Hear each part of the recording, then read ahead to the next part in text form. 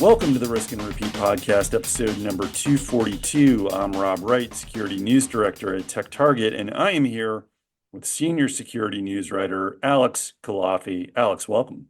Thanks, Rob. How are you doing on this wonderful, sunny Wednesday morning?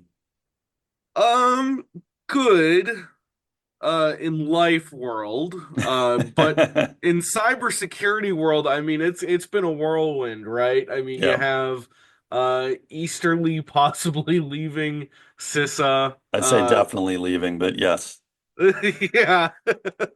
In January, you have Chinese APTs, you have 0 days, you have Microsoft announcing cool bug bounty events. It's been a lot of, I mean, the Easterly story's pretty big. I think we want to see how that develops a little further, but Yeah, it seems like it's been a lot of like really interesting B grade stories, not counting the election for the last couple weeks. right. I guess our scale, maybe for what a B grade story is, might be, I guess for lack of a better term, we might be grading on a scale at this point because Sure. it's going to be tough for things these days to compete with like a I don't know, CrowdStrike outage. So Mm. yeah, I guess it's sort of similar to what happens when SolarWinds unfolded way back in what was it? Late 2020? God, has it been that long? Wow. Anyway, yes, we are here, November the 20th, a lovely sunny morning here in the Boston area. We are gonna be discussing, I guess, some of the topics that you just mentioned. There has been a story that's been unfolding over the last couple months, not just weeks, involving Chinese state-sponsored hacking of telecom carriers and ISPs. This was first sort of reported by the Wall Street Journal way back in September, is when I think they first published a story saying that Chinese state-sponsored threat groups or threat actors were targeting ISPs, targeting telecom giants. They followed that up with a pretty big story in early October. I believe it was October 5th, Mhm. uh, where they said that Chinese government hacking campaigns or threat actors had attacked a large swath of U.S. telecom carriers, broadband providers, and Mhm. had potentially accessed information inside of the infrastructure that is within these telecom carriers for federal government law enforcement requests. So Mhm. for like court authorized wiretapping and surveillance. And I'll read from the story because this is very important. Quote, for months or longer, the hackers might have held access to network infrastructure used to cooperate with lawful U.S. requests for communications data, according to people familiar with the matter, which amounts to a major national security risk. The attackers also had access to other tranches of more generic internet traffic, they said. End quote. And the story goes on to say that uh, Verizon, AT&T, and Lumen were among the telecom companies that were affected by these attacks, these breaches, and that it was a Chinese nation state hacking group known as Salt Typhoon. Mhm. Uh, so not the same as Volt Typhoon, which has been in the news quite a bit. We've discussed it here. We've written quite a bit about it uh, in several news articles. Different group, but maybe connected. And so at the time when this happened, we said, you remember what we sort of our discussion was that the potentially and the might in this article was doing a lot of work, but clearly somebody probably within the federal government who was investigating this, said, this is bad, and they probably did get access, and we need to put the word out. Hmm. And then lo and behold, this month, what happened, Alex? Oh my God. So, CISA and the FBI, um, a month and a half later, confirmed that China did breach multiple telecom providers, and Hmm. those the names of some of those providers have come out in the following days. I'll get into that in a second, but the full story is available. Our colleague Ariel Waldman wrote that for Tech Target Search Security. Um, but the list of telecom providers includes AT&T, Verizon, Lumen Technologies, and I believe T-Mobile just sort of disclosed in the last day or two. And that's a particularly brutal one, T-Mobile. I'm not saying any of these providers are like new to security incidents, but I mean T-Mobile, they just paid a huge settlement for multiple breaches they suffered in the last few years. Yep. This Salt Typhoon one is just one more on top of that. And I'm not I don't know. I'm not a small government. I'm not advocating for smaller big government here, but like I know our audience. I'm not but I can't help but see how many breaches T-Mobile gets hit by, and I'm like, I'm not looking for bailouts, but maybe I don't know. It'd be worth subsidizing their security a little bit if Yeah. that's what it takes to stop this from happening. Yeah, I don't think you're going to get appointed as a director or secretary of government efficiency anytime soon. But you bring up an Yeah, excellent, the kids table, you mean? yeah, you bring up an excellent point. So yeah, in this statement, I think that CISA and the FBI put out, it's dated November 13th. Um, I think they put it in probably as gentle terms as you could. Hmm. Um, I'll read from the announcement here. Quote, the U.S. government's continued investigation into the People's Republic of China targeting of commercial telecommunications infrastructure has revealed a broad and significant cyber espionage campaign. Specifically, we have identified that PRC-affiliated actors have compromised networks at multiple telecommunications companies to enable the theft of customer call records data, the compromise of private communications of a limited number of individuals who are primarily involved in government or political activity, and the copying of certain information that was subject to U.S. law enforcement requests pursuant to court orders. We Hmm. expect our understanding of these compromises to grow as the investigation continues. End quote. There's a little more at the end of the statement, but that's the meat of it.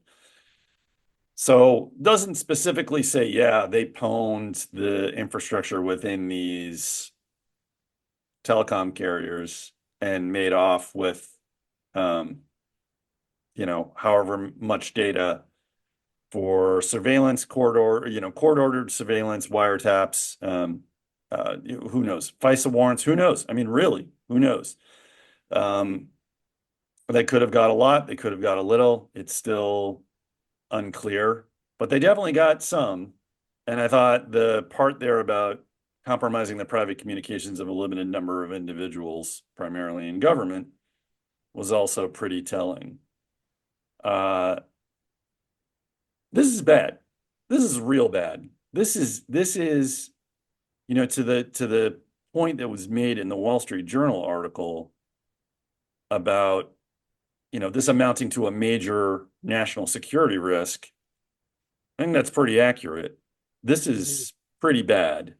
So let's start with telecom security. You mentioned T-Mobile. I mean, they've been through a number of breaches. They just had to, was it the FCC, I think it was, that they, I think so, but this is like the fourth or fifth in like I, 4 or 5 years, I right? know there have been a few of them. Yeah. So What do you think happened here? Are these telecom companies just not doing enough with their enterprise security to prevent something like this? They had to have known that they're frequently targeted. So how does something like this happen? Mm, well, are they doing enough for security? Probably not. Is the one answer. Hmm. But the other one is China's been really aggressive on cyber for as Yeah, long as I've been doing this. yeah, And I've seen the stakes of and complexity of them sitting in target environments and their objectives also grow more complex over the last 5 years. fair. And they have their 5 year plan. This is very publicly um baked into their government strategy. I'm not saying that they're better than us or we're better than them. I have no idea. Right. I'm not smart enough in that way to tell you, but I will know that they care a lot about this and they invest a lot into it. And even if T-Mobile is making improvements, they're clearly not outrunning the Chinese government, right? They're Yeah, and I think it does make the Chinese sort of cyber capability seem like a force to be reckoned with, and I can't help but think of that thing we were reading a couple weeks ago.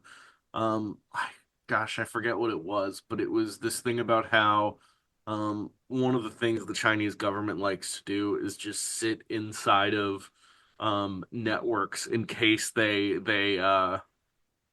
want to strike critical yeah, infrastructure in a yep, global crisis sometime down the line. yeah, They just it's that's and that seems like that's the I don't know if it's a new thing they're doing, but that's the other thing they do other than collect information. So to jump onto your point earlier where you were talking about like this looks really bad, and sometimes it's hard to say things look really bad because the culture of like the news culture is like everything bad is always happening, but also nothing ever happens. The thing that makes me worried about this telecom thing is that China is also positioning itself for potential destructive attacks down the line should such a thing ever become necessary to them. And that's what sort of troubles me most about the amount of access they're getting yeah, to a lot of very, very important companies and yeah. critical infrastructure. That's an excellent point. I mean, I guess on the bright side, you'd think if that was the case, whether or not CISA or the FBI would acknowledge that publicly, I'm sure somebody would have put that out into the world, either through the Wall Street Journal or another press outlet, or even in their own report, whether it was an incident response firm like a CrowdStrike or Mandiant or whoever. Uh, so I guess it's a little reassuring that they said this was specifically a broad sort of cyber espionage campaign that they were Sure. collecting data on specific individuals and that they got surveillance and wiretap data. The thing that concerned me right off the bat when I read this, when I read the initial story and then the confirmation, I know there's a number of privacy advocates, organizations out there, Electronic Frontier Foundation among them, that said, this is the problem with this stuff. When you have a backdoor, it's a backdoor for everyone. When you're collecting sensitive data like this, then anybody can access it.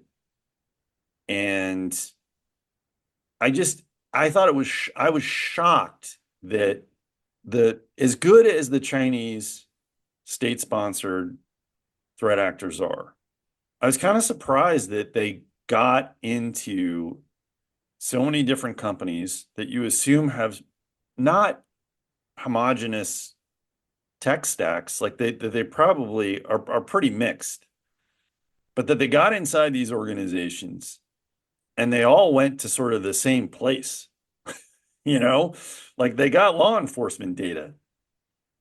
Hmm. So what is it that allowed them to do that? And how did they pull it off? And how were they? I'm also curious how whoever first detected this, how that was discovered. But I started the gears started turning in my head. Does every major telecom carrier, when they deal with law enforcement requests, is there something about how they process them and respond to them that is specific and the same across all of these companies? And was that how they got in? Was there something on the government end that allowed them to get in? I don't know. But it's Um, concerning because that level of access is that's really troubling. I mean, I don't I get look so, and we're going to get to this in a few minutes because there's a lot of 0 day stuff happening. And who knows, maybe it was a 0 day. So fine, whatever. Like you get privileged access. You get mhm, credentials. You steal credentials um either through VPNs or whatever. So you get credentials and use those credentials to get access the network and start moving laterally. I I'm really interested to see how easy or not easy, maybe it wasn't, these guys were able to access sensitive data within the law enforcement infrastructure. Because you would think that that would be sort of double secret, protected MFA, zero trust, locked behind several doors and not just sort of easily available for an unauthorized threat actor to obtain. And maybe it mhm, wasn't. Again, maybe it wasn't. Maybe they had to use really complex exploit chains, multiple 0 days. Maybe it's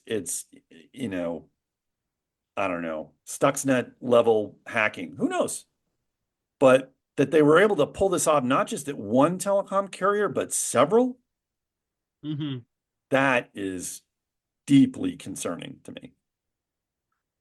Do you think there's a chance that this could be something as, I don't want to say simple or straightforward, but I guess something as precedented as like a Okta thing, or like they all happen to have this one vendor they work with that has this vulnerability, and the Chinese government has used Yeah, that vulnerability on specifically for these telecom companies. Like, is that in the realm of possibility, do you think?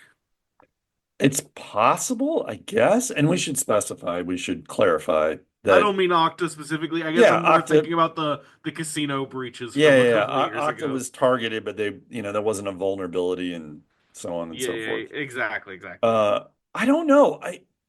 Again, even if there was something like that that took place here, I can understand, like I said, maybe getting in and obtaining law enforcement data at one, maybe two carriers, but several. Hmm. So like you exploit a 0 day for an external uh, uh, internet facing application or something like that that allows you to get inside. Fine, great, yes, okay, but you're supposed to have layers of network segmentation. You're supposed to encrypt data. You're supposed to zero trust. I mean, anyone like something inside your organization to prevent an unauthorized actor from accessing, quote unquote, crown jewels, right? So even if you get breached, assume breach, but protect what's really valuable. And maybe these organizations, maybe the telecom carriers just didn't see this stuff as their crown jewels. Who knows? I don't know. What about, and I guess this what ifism is very is maybe a little silly, but what if they pulled a bunch of credentials and then just used them in a similar time frame? But if there was no malware, why would this get disclosed all at once? I, I don't yeah, know. there's a It's lot of weird. questions. Yeah. There's a lot of questions. Well, let's actually turn to some of the 0 day angle here is interesting because we've had a lot of we've had a couple of mystery 0 days and some notable 0 days that have come under attack recently.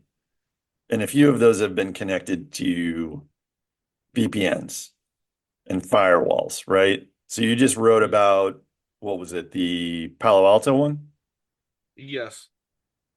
And we know that CISA, the FBI, these guys have been warning for a while that especially Chinese nation state actors, but nation state actors in general, love going after applications and devices like VPNs and firewalls.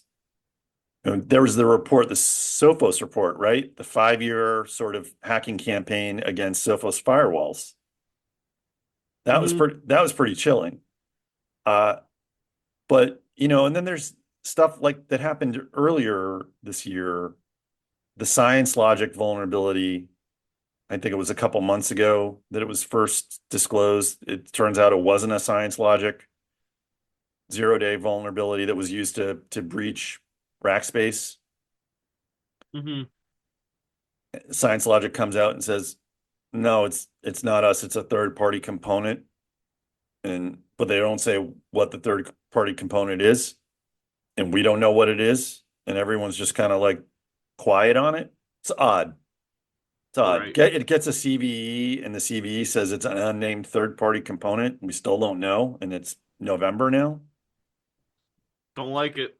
Don't like it. Don't like it one bit. But that stuff like that has been sort of happening, not like I wouldn't say it hasn't been happening regularly, but it's not uncommon.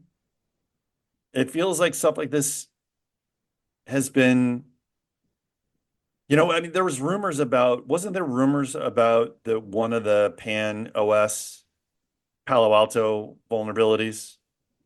There were reports that that was going on for a while, and I think you wrote about it on Friday, where it was like, okay, this is a real vulnerability, but it still doesn't have a CVE. And then finally this week it gets a CVE, and they're like, Yep. oh yeah, there's another CVE too, another 0 day, and Yeah. we don't know who exploited it or anything, but Someone tracked as brazen bamboo, could be APT 41. Uh yeah, it's there's been a we were talking about this the other day. There's been a lot of possibly distinct cybersecurity news bubbling about Chinese threat activity. yeah, But a lot of it's been happening in a fairly short amount of time. And that they're busy enough that it could just be a bunch of separate stories, or it all could connect toward one yeah, ish campaign or yep, one objective. hmm, It's hard to say, but it's been one of those things we've been thinking about in the last week or two. yeah. And I should note that the brazen bamboo was that was the Fortinet one, right? Oh yeah, I was thinking about the Fortinet. Yeah, My yeah. bad. But I mean, there we go. Like Palo Alto, Fortinet, Science Yeah. Logic, Yep. the Yep. the third party component, and this is on top of the just your standard VPN or firewall or whatever 0 day attacks and exploitation. Like you got a notice about it, you get an advisory about it. It goes in the CISA, Kev catalog, and then 6 months later, Google Threat Analysis or whoever comes out with a report and says, "Oh yeah, by the way, it was a Volt Typhoon attack. It was a Brazen Bamboo attack. It was this or that." I mean that story about Fortinet, I'm looking at it right now. Like that was really bizarre to me because they reported that to Fortinet on July 18th, and it was acknowledged on July 24th, and there's still no CVE. Mhm. And Volexity went ahead and published research on it. Was it this week or last week? Everything's blending together now. It was this week, Yeah. right? There's so many 0 days, Alex. Hmm. Uh, Publishes the report this week, basically saying, yeah, this brazen bamboo. They're we're tying them to APT 41, and they're behind, this deep data framework and this light spy malware that's been used in other Chinese nation state attacks. And this really good report, but buried in there, not buried, but sort of referenced in there is the fact that they exploited this Fortinet 0-day in the VPN client, the FortiClient software. And there's no info on it, and no one's saying anything. And it's been almost 6 months. It's Hmm. just it makes you wonder. It really makes you wonder what's going on. Uh, and I'm trying not to get paranoid about this stuff, but I don't Not know. succeeding. It's definitely not succeeding. You know me, I went into this year, I was like, This is Rob's year. this is my year. I'm gonna be, no matter what happens, I'm gonna be more optimistic and have more of a sunny outlook and be less paranoid because, things could be a lot worse. Cut But to then Jen Easterly and Natarajan leaving CISA in January. yeah, yeah. If CISA's even around in January, not to go off on a tangent there. No, that Uh, that's like episode like oh what, God. 258 Yeah, maybe. yeah, yeah, yeah. Stay tuned for a future episode of this pod. Oh my God. Well, anyway, so I guess in summary, we don't know what happened with these attacks. We don't know if they're connected to any of these 0 days. We don't know how much data they really made off with. We don't know how they got into the law enforcement infrastructure, how they were able to breach so many telecom carriers. We don't know why telecom carrier postures may have been so vulnerable, if they were even really vulnerable or not. I mean, hard to blame them if it was like a series of 0 days or if it was a SolarWinds type attack. But this is this is deeply concerning. This is foundation shaking stuff. I don't think I'm overstating it. And I think you mostly agree, right? Hmm. Yeah. I agree. We'll see what But happens with this. Go ahead, but Alex. it's just weird because we look at a story like this maybe every month or two We do. of you know not just the Chinese government, but maybe one month it's Russia Yep. doing destructive attacks against Ukraine. Maybe it's North Korea getting up to new cryptocurrency Oh, themed business. But yep. it's there's so much, and the stakes have risen so much that my my threat impulse has like been off lately Yeah. when it comes to looking at this story, because I'll tell you, I looked at this story at first when we were talking about it on Slack, and I was like, oh, this is a whatever 60 minutes story in a couple weeks. And then I look at it and I'm like, I think this is really bad, but my threat level in like my brain isn't Yeah. really going much higher because it's like, I don't know. You're, t this you're, all this awful stuff keeps happening, and I I don't. know. I'm like, it's getting weird to process. I know. You've become too jaded. I blame myself. I think I've unduly influenced you into becoming a cyber security cynic and I don't know. nihilist. It would be worse if 5 years into this job, I was like feeling really great about the state of cyber and infosec. I mean, that's where I wanted to be this year, 2024, and alas, doesn't look like it's going to happen. Yeah. Anyway, we will be keeping an eye on this one. Obviously, it's a huge story. But thank you for taking the time to chat with me about it, Alex. I really appreciate it. Sure. And thank you to the readers and listeners of Tech Target and the Risk and Repeat podcast. I'm Rob Wright, and we'll see you next time.